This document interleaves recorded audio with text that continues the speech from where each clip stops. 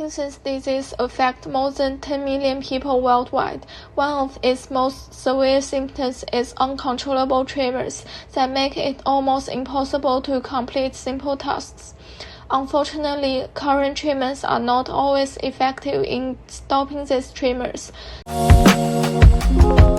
One way to counteract tremors is to generate a large angular momentum vector on the hand. This vector will resist changes in motion due to its magnitude, such as rotations of moderate frequency.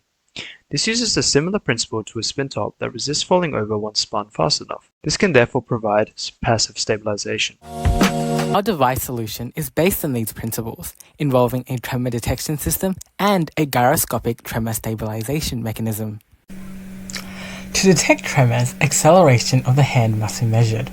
A 3-axis accelerometer module was chosen to obtain measurements. These readings determine if a patient is experiencing a tremor and are used in our program. The program for the device allows an automatic or manual gyroscope activation.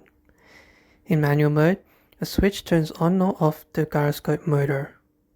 In automatic mode, readings are acquired from the accelerometer sensor, which is then filtered and manipulated to undergo a series of conditions that checks if the signal should classify as a tremor. These conditions involve a threshold acceleration, duration of a pulse, and the number of times a pulse occurs within a time period.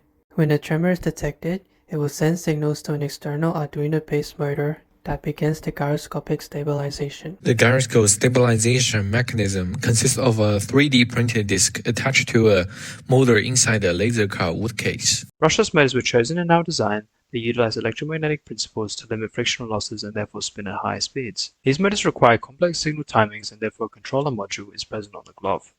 These motors consume high power which cannot be provided by a standard alkaline battery. A variable power supply was built to provide sufficient power from the main supply. We have our device connected to the main power supply, connected to our battery, then our DC to DC converter, followed by our manual button to turn on and off. Then we will have all our wires connected to Miro as well as to the PCB to allow for cleaner connection. We have our electronic speed controller connected to our gyroscope, our Arduino, our gyroscope itself, and finally the accelerometer.